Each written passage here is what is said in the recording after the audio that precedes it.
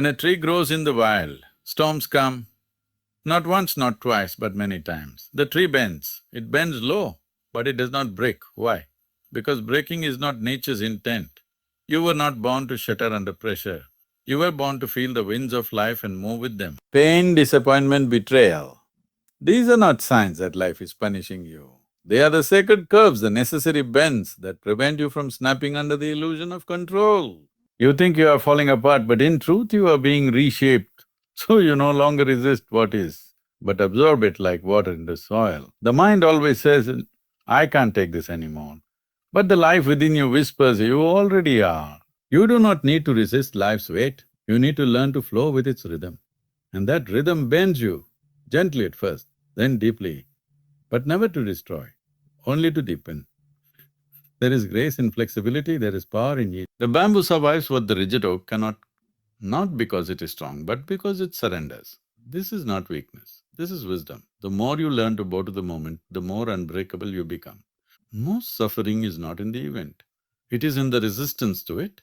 You call it breaking when it hurts, but if you observe with clarity, you'll see something ancient is being released in you, your identity, your control, your illusion of permanence, all bending, bending, bending, bending till you remember you were never meant to be a statue, you were a river. God, whatever name you give to the eternal, does not delight in your collapse. It invites you to bend like the branches toward light. You may think you are being tested. No, you are being transformed, silently, inwardly, wholly. And when you rise again, not rigid but fluid, not proud but aware, you will understand. You were never broken, you were simply taught how to bend. Life's weight does not crush, it teaches flexibility. For the heaviness you feel pressing down upon your soul is not here to destroy you, but to introduce you to your own capacity, to bend without breaking, to yield without losing your shape. Is it true? To lean into the strain without collapsing under its pressure, and as you bend, you begin to discover that pain is not just pain.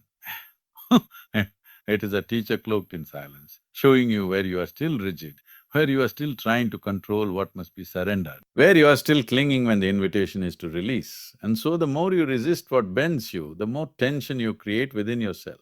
And it is not life's weight that hurts the most, it is your resistance to it, your refusal to move with it, bat it, your unwillingness to loosen your grasp on how things should have been, could have been, would have been if only things were different. But life is not interested in keeping your shape the same.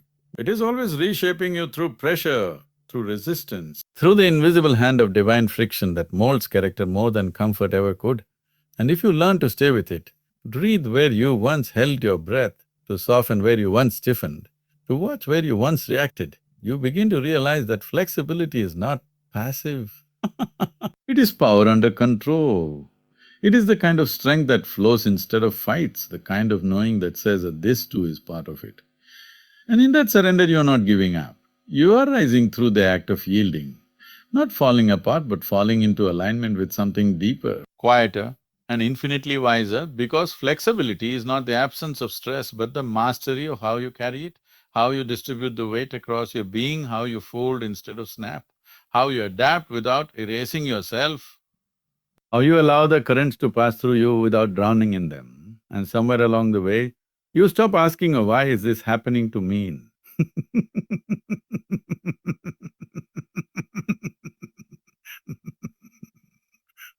It becomes transformative.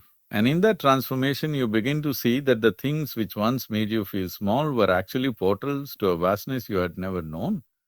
The relationships that ended were not punishments but pivots, the closed doors were redirections. And all the cracks you feared would break you open were actually the space through which light entered, awareness grew, and your soul stretched its a little bit wider, and you begin to thank the very pressure that once made you tremble. Because now you see it did not come to crush you, it came to invite you into a new shape.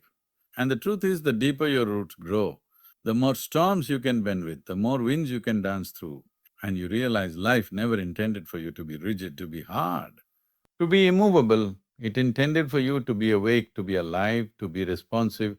And all the weight that you carry is not a punishment but a process, a sacred unwinding of the unnecessary, so that what remains is real, is grounded, is flexible enough to hold both joy and sorrow, without collapsing under either. And once you stop trying to go back to who you were, you begin to become who you truly are. And who you are is not someone who is untouched by life's burden, but someone who becomes wiser through it, gentler because of it. Someone whose strength is not in resistance but in resilience, not in walls but in waves. And that resilience is born not from pretending to be fine, but from staying present with what is hard without letting it harden you. And suddenly the weight you feared would crush you comes your teacher, your sculptor, your mirror. As the days stretch on and the seasons shift, you bend again and again and again, not as a sign of weakness, but as a sacred affirmation that you are still learning, still evolving, still evolving, still evolving into the one who can carry what once felt unbearable. But because you got wiser, more open, more aware, more alive in the mystery, life's weight was never meant to destroy you, but to deepen you. And the deeper you go, the more you realize you were never supposed to stay the same. Bending is a sacred surrender, not weakness. For what yields is not lesser than what stands tall. It is often wiser, more attuned, more rooted in the truth that strength is not measured by how rigid you remain, but by how deeply you can listen to life's shifting winds without needing to resist them. And when you bend, it is not a collapse, it is a conscious act, a whispered agreement with the moment that says, I will not fight what is unfolding, I will flow with it, I will meet it where it is, even if I do not understand it yet. And in that quiet gesture of surrender, there is a grace that begins to rise. Not the loud, boastful kind that demands attention, but the silent kind that keeps you grounded when everything around you is changing. The kind that does not shout over pain but sits with it, breathes through it, allows it to speak without needing to run. Because bending is not giving up, it is giving not to defeat, but to the wisdom that some battles are not meant to be won, but to be witnessed, absorbed, and transformed from within. And the world may not celebrate your bending, it may mislabel it as weakness, as fragility, as indecision, but you will know better, because only those who dare to bend know the kind of inner strength it takes to not defend, to not argue, to not harden in the face of discomfort. And when you stop needing to be seen as strong, you finally become it. Not because you withstood everything, but because you trusted the deeper rhythm underneath it all, the one that says not everything must be carried with force, some things are meant to be carried with softness. And bending is that softness not as an escape, but as an invitation to meet yourself beyond your ego, beyond your image, beyond your need to always hold it together. And in that meeting, you begin to sense that surrender is not falling. It is returning, it is remembering that your worth is not proven in the fight, but revealed in the flow.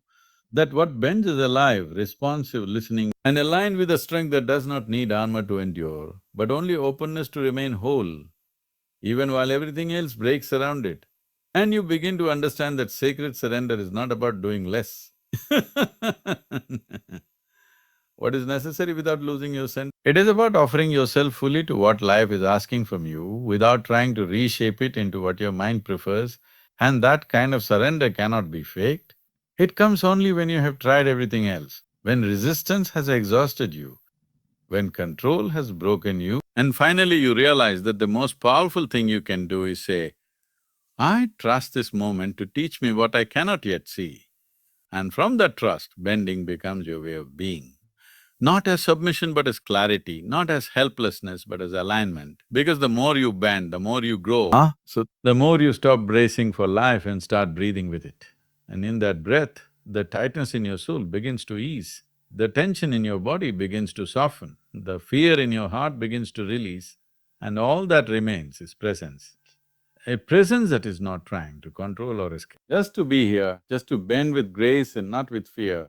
And as you live this way more and more, you realize that the moments you felt most defeated were actually the moments your spirit was becoming most alive. The times you knelt not in despair, but in recognition that humiliation, it is sacred clarity. The moments you bowed not to give up, but to give in to something wiser than your pain, something larger than your pain, something larger than your understanding, and you begin to thank the situations that asked you to bend, because they revealed in you a deeper strength that standing tall never could. And so bending becomes not something you do only when forced, but something you choose again and again, when life calls for surrender instead of resistance, for listening instead of speaking, for flowing instead of forcing. And in that choice, you are not becoming smaller, You are becoming more expansive, more compassionate, more attuned to the sacredness in every moment.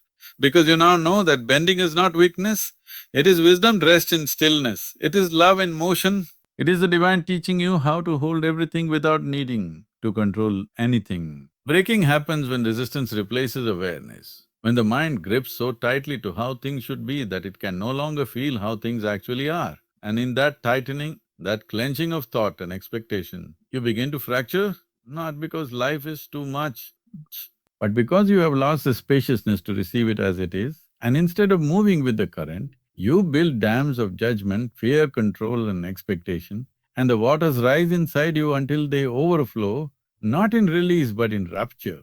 And the rupture does not come from the pressure itself, but from your unwillingness to be present with it, from your instinct to fight what you do not like, to suppress what you do not understand, to run from what feels too heavy, too uncertain, too unfamiliar, but what you resist grows sharper. Louder, more painful, not because it wishes to harm you, but because it is asking to be seen, asking to be acknowledged. And when you do not offer awareness, life is forced to awaken you through discomfort. And that is how breaking begins, not with the event, but with your detachment from the truth of the moment, with your need to defend rather than feel, to explain rather than observe, to conquer rather than receive. And when you turn your face away from pain, pain turns into suffering and suffering into fragmentation. Because what you do not feel fully cannot be healed gently. And when you resist long enough, you forget that you were ever meant to bend, that you were ever meant to flow, and so you break under the illusion that you are separate from the very life that is shaping you. But awareness does not need to fix what it sees. It only needs to see clearly, fully, with openness and without story. And in that space of non-resistance, even pain can soften, even fear can dissolve, because the light of your attention holds a medicine deeper than understanding. And the presence of your awareness is a balm that does not remove the wound, but invites it to speak, to breathe, to move, and slowly, in that sacred space of observation, the pressure becomes less about endurance and more about expansion.